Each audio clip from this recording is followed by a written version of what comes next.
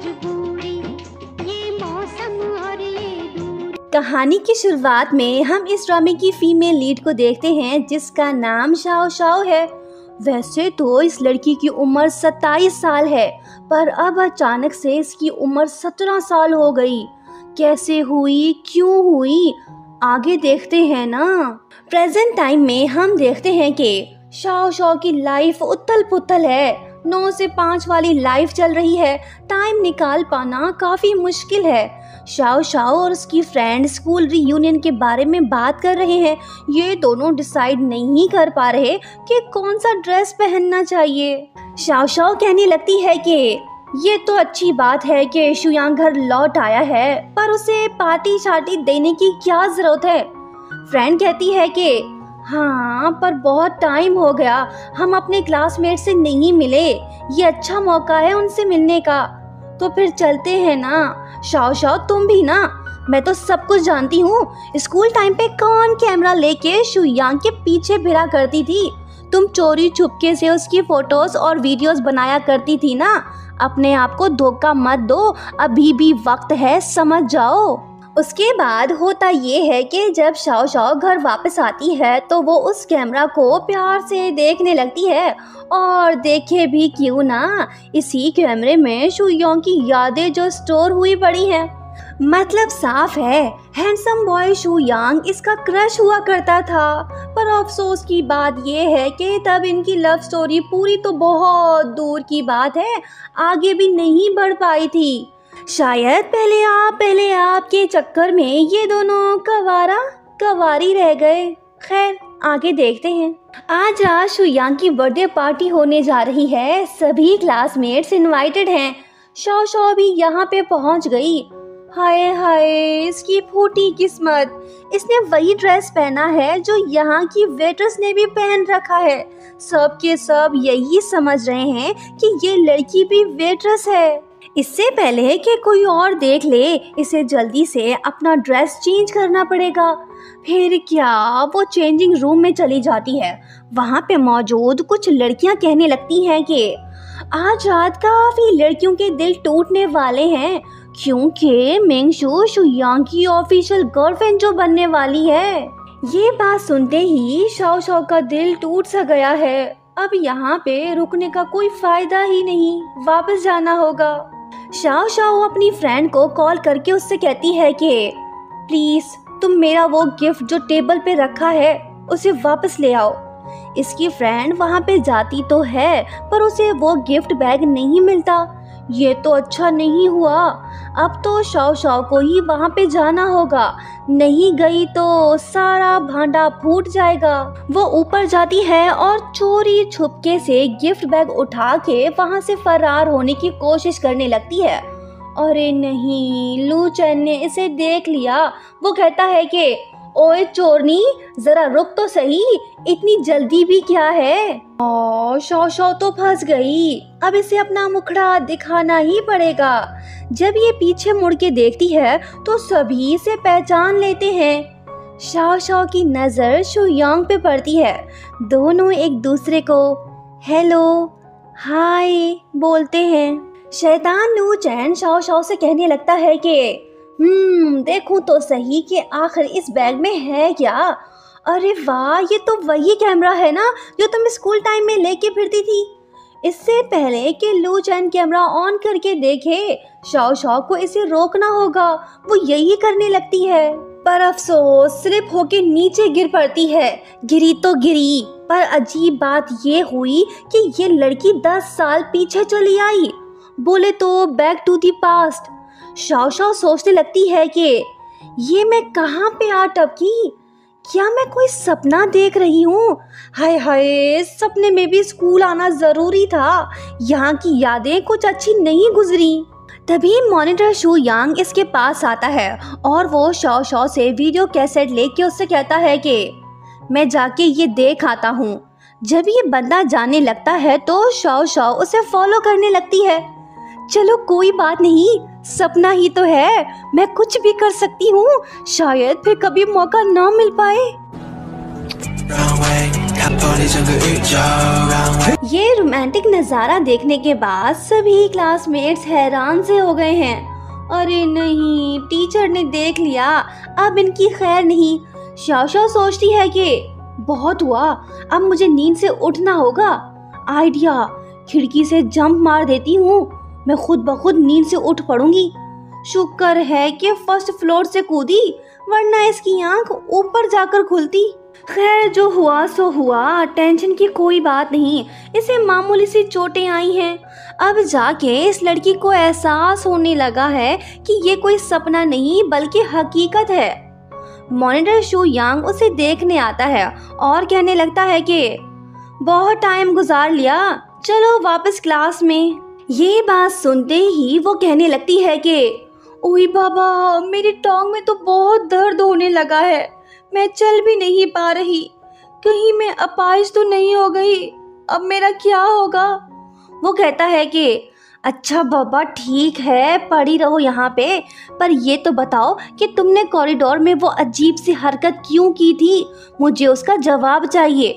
वो कहती है कि छोड़ो इस बात को, मैं पहले से काफ़ी टेंशन में हूँ, अगर हिसाब बराबर करना है तो तुम भी मेरे साथ वही करो जो मैंने तुम्हारे साथ किया था। ये बात सुनते ही शू यांग चुप सा हो गया है, इसके पास कोई जवाब नहीं। बाद में शाओ सोचने लगती है कि मैं आखिर फ्यूचर में कैसे वापस जा सकती हूँ। हाँ, याद आया, वो कैमरा, वही तो असल वजह है यहाँ आने की। पता चल गया, मुझे अपने पुराने घर जाना होगा, पर जाने से पहले शू यांग को गुड बाय तो करना पड़ेगा। शू यांग, तुम अपना ख्याल रखना, बाय बाय, अब मुझे जाना होगा। इतनी भी क्या जल्दी है, टाइम ट्रेवल का फंदा तुम्हें इतनी आसानी से वापस जाने नहीं देगा। सीन चेंज, ये लड़की तो फिर से स्कूल में आ टपकी। अब इसके पीछे भी एक वजह है, थोड़ा सब्र करो, बता दूंगी। 5 दिन गुजर गए। अफसोस की बात ये है कि शाओ स्कूल में ही फंसी हुई है, वो यहाँ से बाहर नहीं जा पा रही, इसकी आत्मा यहीं पे भटक रही है। आखिर क्यों? बताती हूँ, सुनो सब। दरअसल बात ये है कि जब भी शाओ शू यांग से दूर होती है तो टाइम स्किप हो जाता है। अब इस मुसीबत से बचने का एक ही सॉल्यूशन है, शू यांग को इसके आसपास रहना चाहिए। दोनों अगर एक दूसरे से दूर हुए तो टाइम स्किप हो जाएगा। अब जाके शाओ को ये बात समझ आई। वो सोचने लगती है कि तो शू यांग ही वापस जाने की है, अब मैं जानती हूँ कि मुझे क्या करना है। स्कूल के बाद वो शू यांग को अपने घर ले जाती है। वो उससे कहता है कि मुझे बुक्स दो ताकि मैं वापस चला जाऊं। वो कहती है कि इतनी भी क्या जल्दी है, तुम यहाँ पे मजे से बैठो, मैं बुक्स ढूंढ के लाती हूँ। इससे पहले कि टाइम स्किप हो, मुझे जल्दी से वो कैमरा ढूंढना होगा। मिल गया, मिल गया। 3, 2, 1, मैं तो चली वापस। कुछ नहीं हुआ, मैं जहाँ पे थी वहीं पे हूँ। हाय मेरी फूटी किस्मत, अब मैं कैसे वापस जाऊँ? क्या मेरी आत्मा उस शू यांग के आसपास ही भटकती रहेगी? क्या मेरी किस्मत में यही लिखा है? ये सोचने में मसरूफ है और शू यांग वहाँ से चला गया। इसके जाते ही टाइम स्किप और सीन चेंज हो गया। अरे वाह, ये लड़की तो अच्छी जगह पे आ टपकी। इसके हाथ में तो पैनकेक है, पहले पेट पूजा फिर काम दूजा। हाय, जब किस्मत खराब हो तो ऊंट के ऊपर बैठे बंदे को भी कुत्ता काट लेता है। शू यांग वहाँ से चला आया, फिर से टाइम स्किप और सीन चेंज हो गया। बेचारी सुकून से पैनकेक भी नहीं खा पाई। नेक्स्ट सीन भी काफी मजेदार है। क्लासमेट शाओ से कहते हैं कि तुम तो इस गेम में नंबर 1 हो, हमें ये लेवल पार करके दो। शाओ एक्साइटेड हो के खेलने लगती है, तभी शू यांग क्लास से बाहर जाता है। Time skip, scene change. Shao बहुत गुस्सा हो के सोचने लगती है कि ये किस्तों वाली लाइफ नहीं चलेगी, मैं ऐसे नहीं जी सकती, मुझे कुछ तो करना पड़ेगा। पर टेंशन वाली बात ये है कि मैं हर वक्त उस खड़ूस के आसपास नहीं रह सकती। क्या करूं, कुछ समझ नहीं आ रहा। आइडिया, क्या होगा अगर उसे प्यार का बुखार हो जाए, मतलब कि वो मुझ पे फिदा हो जाए, फिर वो मुझसे दूर नहीं जा पाएगा। हम साथ में टाइम स्पेंड करेंगे, मेरी जिंदगी सेट हो जाएगी। अब मुझे यही करना होगा। स्कूल से घर वापस जाते हुए शाओ शाओ शुयांग से कहने लगती है कि सुन लड़के, मैं तुमसे प्यार करने लगी हूँ। I love you. क्या तुम मेरे हुस्न में गिरफ्तार होना चाहोगे? शुयांग कहता है कि ओ लड़की, तुम्हारा दिमाग तो ठीक है ना, जाके अपना इलाज करवाओ। शुयांग ने तो इसे रिजेक्ट कर दिया, पर शाओ शाओ इतनी आसानी से गिव अप नहीं करने वाली। इसकी लाइफ अब शुयांग से जुड़ी है, नॉर्मल जिंदगी जीनी है तो उसे पटाना ही पड़ेगा। उसके बाद होता ये है कि स्कूल में न्यू सेमेस्टर स्टार्ट होता है। रिवायात के मुताबिक सभी स्टूडेंट्स सीट्स की अदला बदली करेंगे। शाओ शाओ दुआ मांगने लगती है कि ए खुदा, उसके पास बिठा, ये पॉसिबल नहीं तो उसके आजू बाजू ही बिठा दे। अफसोस, इसकी ये दुआ कबूल नहीं होती। कोई बात नहीं, अब प्लान बी पे काम करना पड़ेगा। शाओ शाओ एक क्लासमेट से मिलके उसे मिन्नतें करने लगती है ताकि वो इसे अपनी सीट उधार पे दे दे। कुछ पाने के लिए कुछ खोना तो पड़ेगा। डील फाइनल हो गई। नेक्स्ट सेमेस्टर आने तक शाओ शाओ इस क्लासमेट की असिस्टेंट बन के रहेगी और इसका हर काम करेगी। मिशन सक्सेसफुल हुआ। शाओ शाओ शुयांग के बाजू में आ बैठी। वो उसे कहती है कि सुन लड़के, मैं अब से तेरी डेस्क मेट हूँ, सो मेरी रिस्पेक्ट और केयर करना मत भूलना, समझे? इसका ये मसला तो हल हो गया, पर शाओ शाओ की लाइफ अभी भी उजड़ी हुई है। वो इसलिए क्योंकि वो अपने क्लासमेट की कूली जो बनी हुई है, वही जिससे सीट एक्सचेंज की थी। इसकी जलालत भरी लाइफ देखने के बाद शुयांग इससे कहता है कि लड़की, इतना सब करने की क्या जरूरत थी? डेस्कमेट बनने का क्या फायदा हुआ? इसकी ये बात सुनने के बाद शाओ शाओ सोचने लगती है कि उल्लू के पट्टे, ये मैं अपने लिए कर रही हूँ, तुम नहीं समझोगे। उसी शाम जब ये दोनों समंदर किनारे से गुजरते हुए घर वापस जा रहे होते हैं तो तभी शाओ शाओ शुयांग से कहती है कि सुन लड़के, मैं 27 साल की थी। टाइम ट्रैवल करने के बाद अब मैं 17 की हो गई हूँ। मैं जब भी तुम्हारे आसपास रहती हूँ तो मेरी ज़िंदगी नॉर्मल गुजरती है। तुम मुझसे थोड़ा भी दूर चले जाते हो तो मेरा टाइम स्किप हो जाता है। ये मेरी मजबूरी है कि तुम्हारे आसपास रहना ज़रूरी है। आई होप तुम समझ गए होगे। ये बात सुन के शुयांग कहता है कि लड़की, तुम्हें आराम की ज़रूरत है, नींद पूरी कर लो, दिमाग सेट हो जाएगा। अब मैं चलता हूँ, बाय। शाओ शाओ सोचने लगती है कि अब मैं क्या करूं? ये लड़का मेरी बात पे यकीन ही नहीं कर रहा। जाऊं तो कहाँ जाऊं? नेक्स्ट डे शुयांग शाओ शाओ से कहने लगता है कि मैंने कुछ रूल्स बनाए हैं, तुम्हें वो फॉलो करने होंगे। चुपचाप रहा करो, मुझे फॉलो मत किया करो, फजूल की बातें मुझे पसंद नहीं। वो कहती है कि मुझे भी तुम्हारे साथ बैठने का कोई शौक नहीं था। उसके बाद होता ये है कि शुयांग शाओ शाओ को इग्नोर करने लगता है। ये देख शाओ शाओ सोचती है कि क्या पहले मैं अंधी थी जो इस बंदर से प्यार कर बैठी?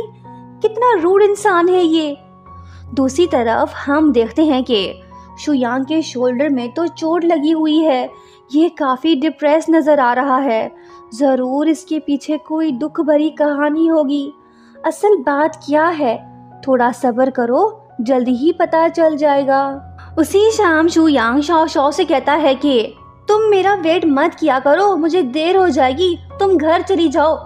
ये बात सुनते ही शाओ शाओ कहती है कि मैं तुम्हारे लिए थोड़ी रुकी हूँ, जा रही हूँ, सुकून से बैठ, बाय। उसके बाद हम देखते हैं कि शाओ शाओ को ये वहम होने लगा है कि शुयांग के साथ कुछ बुरा होने वाला है। वो शुयांग से कहती है कि तुम केयरफुल रहा करो ताकि तुम्हें कोई चोट ना लगे। वो कहता है कि क्या तुमने फिर से कोई सपना देख लिया? ऐसी अजीब सी बातें मत किया करो। वो कहती है कि तुम मेरी बातों पे यकीन क्यों नहीं करते? तुम कभी नहीं समझोगे, तेरे को बताना बेकार है। नेक्स्ट सीन में हम शुयांग को कैंटीन के अंदर देखते हैं। बाहर वर्कर्स काम कर रहे हैं, कोई हादसा पेश आ सकता है। शाओ शाओ सोचती है कि मुझे उसे बचाना ही पड़ेगा। अगर उसको कुछ हुआ तो नुकसान मेरा है। आखिरी बार उसकी हेल्प करती हूँ। शाओ शाओ शुयांग के ऊपर गिर पड़ती है ताकि उसे चोट ना लगे, पर ये क्या, शुयांग के गर्दन पे तो चोट लगी हुई है। शाओ शाओ सोचने लगती है कि इसे तो कोई चीज नहीं लगी, फिर ये कैसे इंजर्ड हो गया। जरूर इसे कोई बुली कर रहा है, मुझे पता लगाना ही होगा। उसी दिन शुयांग स्कूल इन्फर्मरी दवाई लेने जाता है। डॉक्टर साहिबा उससे पूछने लगती है कि तुम्हें ये चोट कैसे लगी। तभी शाओ शाओ वहाँ पे आती है और शुयांग को अपने साथ ले जाती है। फिर वो उससे कहती है कि ये दवाइयाँ मेरे पास पड़ी थी, तुम ये खा लेना। वो कहता है कि थैंक्स। शाओ शाओ उससे पूछती है कि तुम कैसे इंजर्ड हुए। शुयांग कहता है कि खेलते हुए। वो कहती है कि नहीं, बात कुछ और है, क्या तुमने किसी से फाइट की है। शुयांग खामोश है, इसके पास कोई जवाब नहीं। जब शुयांग वापस जाने लगता है तो तभी शाओ शाओ उसे रोकती है और पूछने लगती है कि कौन है वो जो तुम्हें बुली कर रहा है, बस तुम मुझे बता दो, मैं तुम्हें प्रोटेक्ट करूंगी। और इस रोमांटिक लाइन के बाद अब एक दूसरे को प्यार भरी नजरों से देखना तो पड़ेगा। शुयांग कहता है कि तुम कुछ ज्यादा ही सोच रही हो, चलो क्लास में चलते हैं। फाइनली शाओ शाओ को पता चल ही गया कि आखिर वो कौन है जो शुयांग को बुली कर रहा है। दरअसल बात ये है कि शुयांग के डैड काफ़ी बुरे इंसान हैं। वो हर वक्त नशे में रहते हैं। वो हर रोज़ शुयांग को अब्यूज़ करते हैं और यही नहीं, वो अपनी बीवी पे भी काफ़ी जुल्म करता है। शुयांग और उसकी मॉम कई सालों से ये जुल्म बर्दाश्त कर रहे हैं। ये दुख भरी कहानी सुनने के बाद शाओ शाओ भी सैड सी हो गई है। शाओ शाओ सोचती है कि शुयांग को इस मुश्किल से निकालना होगा। उसके बाद होता ये है कि शुयांग की मॉम अपने हस्बैंड से डिवोर्स लेती है। शुयांग शाओ शाओ को थैंक्स बोलता है और उससे कहता है कि तुमने मुझे मोटिवेट किया, अगर तुम ना होती तो हम ये मुश्किल डिसीजन ना ले पाते। नेक्स्ट मॉर्निंग शाओ शाओ की आंख बेडरूम में खुलती है। ओहो, जरूर शुयांग आसपास होगा। दरअसल बात यह है कि शुयांग अपनी मॉम के साथ इसी एरिया में रेंट पे रूम लेने आया है। ग्रैंड माँ शाओ शाओ से पूछती है कि क्या हम इन्हें अपने घर में एक रूम रेंट पे दे दें। वो कहती है कि हाँ ज़रूर, क्यों नहीं, ये मेरा क्लासमेट है। शाओ शाओ यही तो चाहती थी, अब शुयांग उसके साथ रहेगा, उसकी ज़िंदगी नॉर्मल गुजरेगी, टाइम स्किप से जान छूट जाएगी, और क्या चाहिए। बहरहाल शाओ शाओ शुयांग से कहती है कि इसे अपना ही घर समझो, हम फैमिली है ना। अरे नहीं, ये मैंने क्या बोल दिया। नो नो, हम एक साथ रहेंगे। नहीं नहीं, मेरा मतलब कि हम अलग अलग रूम्स में रहेंगे। हाय, ये मैं क्या बकती जा रही हूँ, लड़की भाग यहाँ से। शुयांग का दिल बेचैन रहने लगा है, मतलब कि इसे शाओ शाओ से प्यार होने लगा है। दोनों साथ में टाइम स्पेंड करने लगते हैं, एक दूसरे के पास भी आते जा रहे हैं। शाओ शाओ की लाइफ अब नॉर्मल सी हो गई है। टाइम स्किप से इसकी जान छूटी। स्कूल में ये अफवाह फैल चुकी है कि शाओ शाओ और शुयांग एक दूसरे को लाइक करते हैं। ये तो अच्छा नहीं हुआ, पर एक लड़की और है जिसका नाम मिंगशू है, वो भी शुयांग को लाइक करती है। शाओ शाओ और शुयांग को हर वक्त साथ में देख मिंगशू काफ़ी जेलस होने लगी है। इसके इरादे ठीक नहीं हैं। लगता है कि ये लड़की शाओ शाओ के साथ कुछ बुरा करने वाली है। एक दिन जब शाओ शाओ स्कूल से वापस जा रही होती है तो तभी कुछ मोटी पतली बुली गर्ल्स उसे रोक लेती हैं। शायद इन्हें मिंगशू ने भेजा है। शाओ शाओ अपने दिमाग का सही इस्तेमाल करते हुए उनसे कहने लगती है कि तुम्हें नहीं पता कि मैं कौन हूँ। वो पूछती है कि कौन है तू। वो बताती है कि मैं ना ब्रदर लिन की वो हूँ। वो कहती है कि अच्छा, तुम उसकी गर्लफ्रेंड हो, सॉरी, हमें माफ़ कर दो, तुम जा सकती हो, ब्रदर लिन को कुछ नहीं बताना प्लीज़। बच गई शाओ शाओ। नहीं नहीं, फंस गई शाओ शाओ। अब ये ब्रदर लिन कौन है? ओहो, सब्र करो, बताती हूँ। ये लड़का एक बैड बॉय है, सभी इससे डरते हैं। नेक्स्ट मॉर्निंग कुछ बॉयज आके शाओ शाओ से कहते हैं कि ओए लड़की, बॉस तुमसे मिलना चाहता है, चलो हमारे साथ। लो जी, ड्रामे में सेकंड में लीड की एंट्री हो गई। ब्रदर लिन शाओ शाओ से कहता है कि मुझे तो पता भी नहीं था कि तुम मेरी गर्लफ्रेंड हो।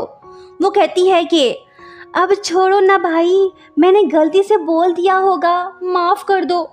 भाई जी का दिल पिघल गया। लगता है कि इसे शाओ शाओ पसंद आ गई। ओहो, अब आएगा मजा। तभी वहाँ पे शुयांग आता है। दोनों बॉयज का आमना सामना होता है। ब्रदर लिन शाओ शाओ से कहता है कि बाद में मिलेंगे, अभी मैं चलता हूँ। उसी रात ब्रदर लिन शाओ शाओ से मिलने उसके घर आता है। ये लड़का तो काफी शाय है, इसे खुद नहीं पता कि ये यहाँ पे क्यों आया है। ओहो, औरत का चक्कर बाबू भैया, औरत का चक्कर बहुत बेकार होता है। बहरहाल मुख्तसर मुलाकात के बाद ब्रदर लिन तो वापस चला जाता है। ये नज़ारा देख के शुयांग की तबीयत नासाज हो गई।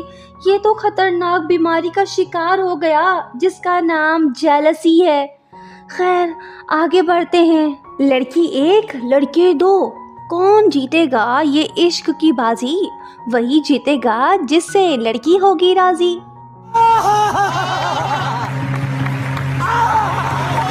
किसमें कितना है दम, चलो देखते हैं हम।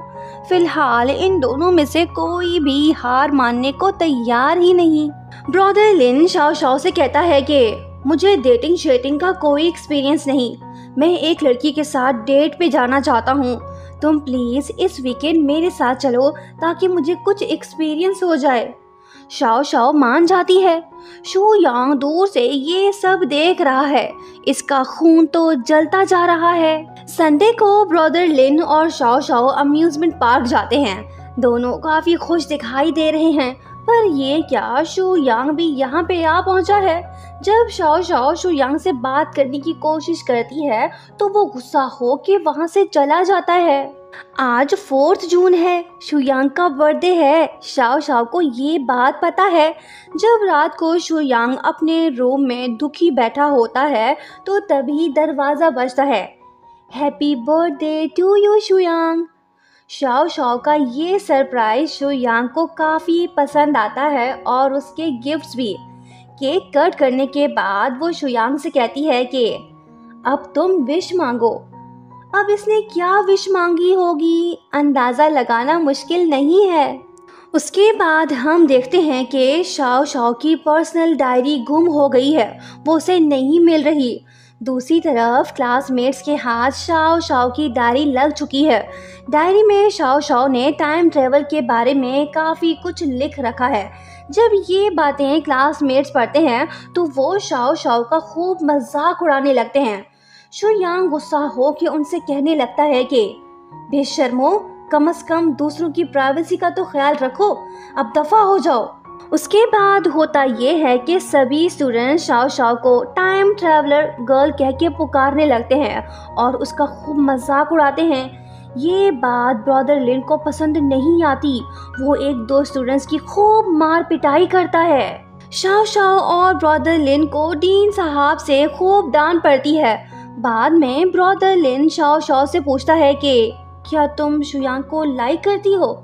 वो कहती है कि मैं पहले उसे लाइक करती थी, पर अब मुझे एहसास होने लगा है कि हम अलग अलग दुनिया से हैं। ब्रदर लिन भी जान चुका है कि शाओ शाओ के दिल में उसके लिए कोई फीलिंग्स नहीं है। इसने तो गिव अप कर लिया।